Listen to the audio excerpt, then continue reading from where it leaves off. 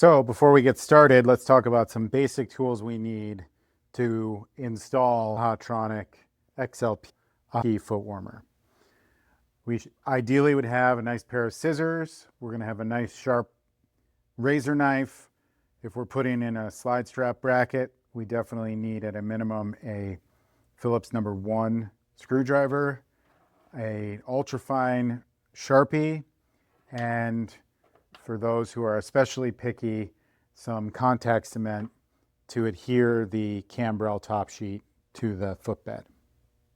Okay, so let's install our new XLP C Footwarmer system. We've got our insole here from our customer. We've just molded this insole for the customer. We've got the customer's boot here. And so the first thing that we're going to need to do is remove the liner and remove the stock insole. Make sure that the sizing there works.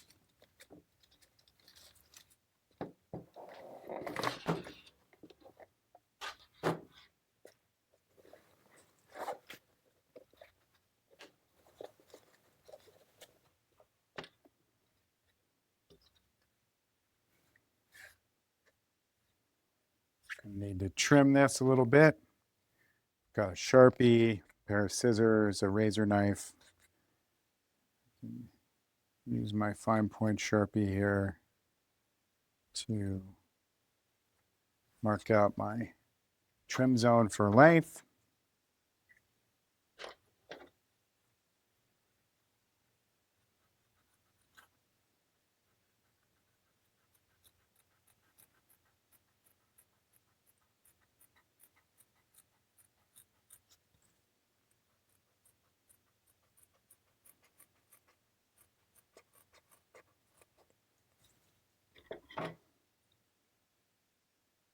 Have everything trimmed up here. Just going to go smooth this out on my sander.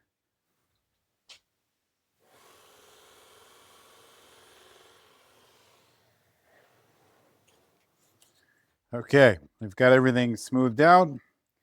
We have our left footbed. We have our left heating element. And we are going to do a little dry fit here to figure out the appropriate location for the heating element on the footbed. And we want to use the customer's foot to do this so that we can make sure we are getting as much coverage from the element on the toe pads of their feet. That's really where we need to concentrate the heat so that the body continues to deliver blood flow. I also can take a moment here to talk about two methods of installation with this heating element, this asymmetrical heating element, sized the way it is.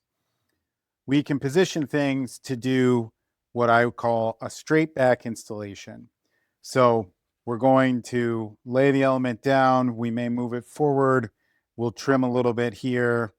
We'll provide an incision in the footbed and run the cord down underneath. It would run straight under the foot, perhaps biased to one side or the other. Would need to create a channel through here. And then a critical component to this style of installation is once we come out the back of the liner, we need to provide some strain relief. So we would build in a little bit of a channel with tape that allowed, as the boot flexed forward, would allow the cord to move. In this case, you can see we've got a fairly low volume application. I'm going to opt for what we call a medial side installation. So I'm going to rotate that heating element so that we are coming out under the arch rather than through the heel. And we want to avoid the ball of foot area here, but this is going to allow us to trim a similar amount of the element and provide even better coverage here for the fourth toe and the pinky toe, the ring toe and the pinky toe. So we're going to position this element this way for this install. We're still going to make an incision here. We're going to provide some relief in the top sheet of the footbed for the solder points and the glue strain relief on the element. But this way, we're going to be able to bring this out under the arch through the liner and wrap it around without having to do a channel. You can see here as we look at the bottom, we'll probably have a little bit of an area to trim here as well. So with that said, I want to talk quickly about two pieces that come in the packaging that you can or do not need to use. The first is the double-sided tape. I highly recommend using this. This is going to be, once we've dry fit everything and made sure everything sits the way we want it to, we'll adhere this to the element, peel back the wax paper, and adhere the entire element to the footbed.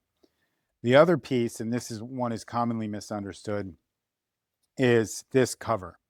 Now, I've seen a lot of people who are installing this cover over the top of the element before using the cambrel. That, to me, adds an additional layer that doesn't really diffuse the heat as much as it reduces the heat where your toes actually are. This piece is intended to go first before your glued air, before you put down your double-sided tape, to act as an insulator against the penetrating cold from below. The majority of installations that I do not use this piece. I set it aside. I have a whole pile of them, but I'm not using them regularly. So we come back here and get everything lined up the way that we want it to, make sure that we're not interfering at all with the customer's foot. And we're going to make 2 marks here as to where everything needs to come through. That's going to be about where I make my T incision, and based on that is also going to give me an idea as to where I need to provide my relief in the top sheet for the solder points.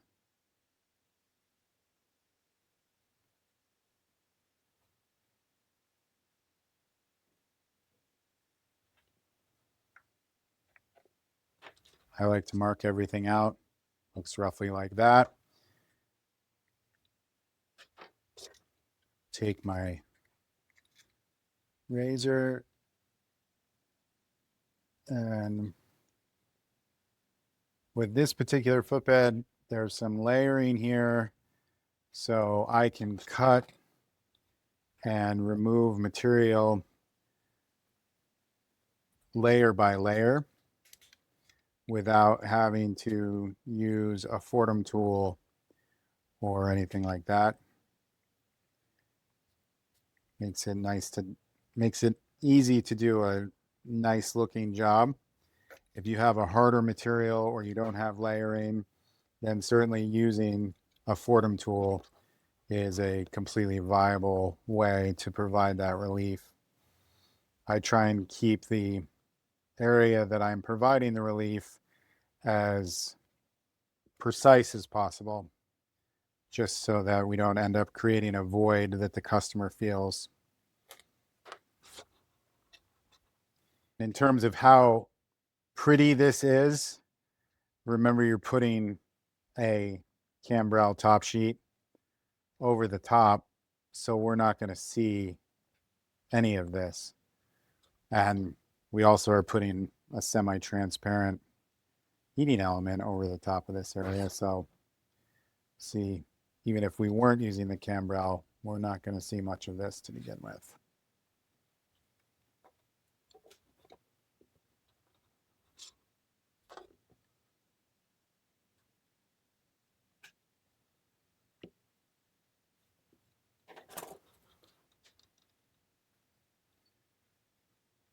So now I've got nice relief there. Won't feel anything here as I lay it flat. I'm going to go ahead and make my incision to be able to run my power cord.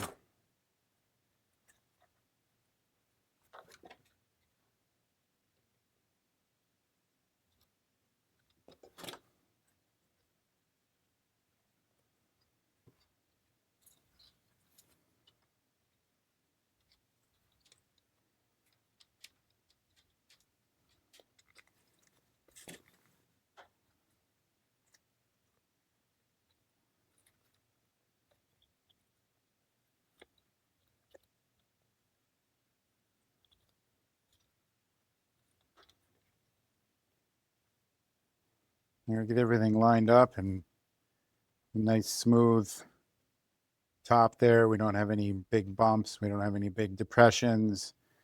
Everything fits in there nicely where we've created that relief, and you see we're going to end up coming out right in the middle area of the arch.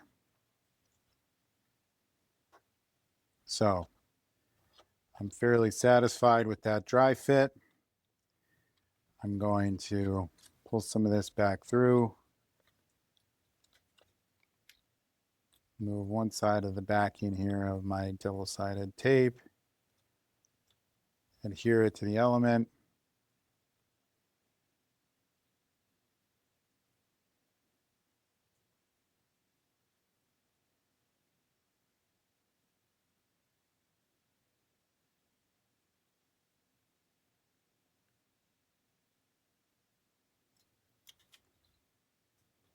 Move second layer of that double-sided tape. Get everything where it needs to be. You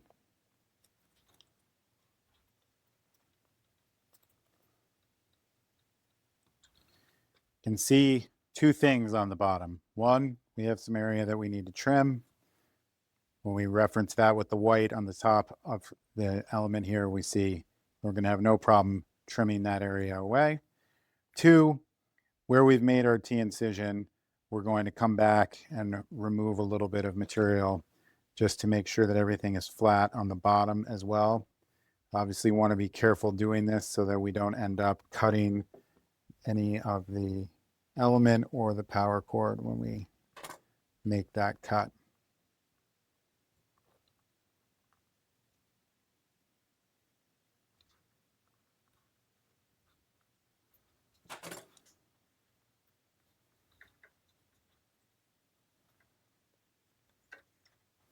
Now that's all laying flat. Just come through here and trim back our element. Now, one of the things with this element, it's super thin, super flexible. So if we leave a little bit hanging off in one direction or another, no big deal. We can fold it down with the cambrel. It doesn't need to be perfect here, perfectly flush. It will fold and adhere where we need it to. So, going to add my cambrel. And this is, I think, the most challenging aspect of installing a foot warmer. I've had different people tell me different things in terms of where to start in order to get the best possible installation. What I have found from my own experience has been that I like to start in the toe area. I like to make sure that I leave plenty here to be able to take my scissors and make two cuts that give me an end to fold back. This material is very thin, so I'm not adding anything that feels strange there. But what I've done now is really locked that cambrel onto the top sheet so that it's not going to go anywhere with repeated sliding of the end user's foot. From there, I'm going to work back through the arch. I don't want bubbling. I don't want ripples. What I will often find with a footbed that has a sizable heel cup is that we get to a place like here where we need to use our scissors to provide a little bit of an overlap. And again, this material is so thin that we can do just a little overlap like that, and the customer is not going to feel it, even in an area like the heel. Now, in the heel portion here with the cambrel, I will do the same type of two cuts and fold down here so that we're adhering everything. Now I see lots of people who will use their scissors and trim their way around here. That for sure works. Your scissors need to be clean. They need to be really sharp. I really like taking a sharp razor and using the footbed itself as my template to go and cut and remove any of that excess material. Now, it doesn't matter scissors or knife. You want to make sure that whatever you're using is sharp. Otherwise, you're going to end up with a whole bunch of buggered cuts. But the nice part about the knife is that you don't end up with all of the marks that you do from the scissors. So I'll come through and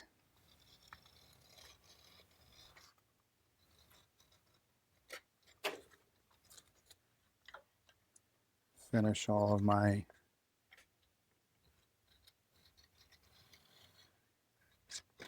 trimming that way.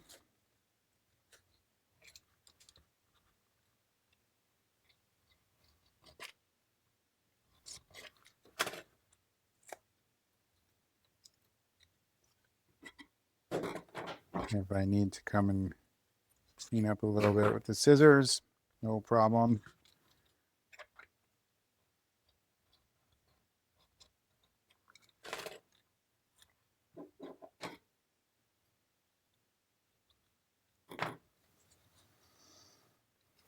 So now we have our heating element installed and covered. We've got a nice smooth installation, no real high spots here, nothing that stands out as something that can be painful for the customer. And we are ready to move into integrating this with the liner. Now that we are ready to integrate our footbed into our liner, the first thing that we need to do is take a little bit of tape. You can also use the cambrel strips, but I generally use tape just for the wider path that we get out of it. I get this where I want it, and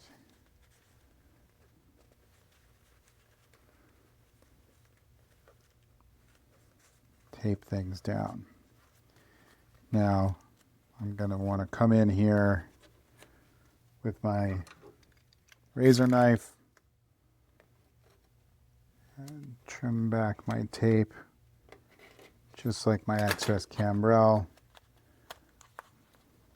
so that it is out of the way. I want to be careful here not to cut my power wire.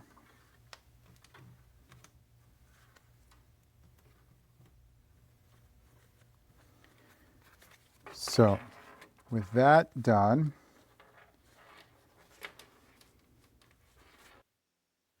we're going to take our footbed and line it up here to see where on our liner do we need to make an incision to bring our heating element cord out. And with that area marked, take our trusty knife, make our incision through. Make sure that we're through all layers of the material. Look at it and see, we want the flat side of the plug to come through facing up. So we'll start by doing that. Move our footbed in the base. Make sure, yeah, ribs up now, so I know I've got a twist in there.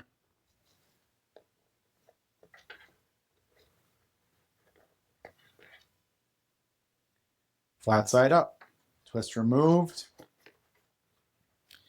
And now I'm ready to route this power cord typically under the inside ankle bone, up and around where we'll do a small Z-bend and be able to have the power wire come out and connect to the battery pack on the lateral outside side of the cuff. So that's sort of marked out. We'll get some trusty tape and a heat gun and finish our installation. With our routing decided, we can use our tape and at a minimum wrap and cover the area where we are bringing the heating element cable out of the liner, and put this tape down and use a heat gun to further adhere it. We also will want to do the same minimalist style up here to cover our Z-bend. We have the option to also run tape the entire way. Given the race boot scenario, this is not a lace-up liner, but lace-up liners are often used with race boots. I'm going to opt to tape the whole thing to add a layer of protection here. It's going to take a couple, 3 pieces of tape to be able to do it, but we're going to end up with the most durable installation possible.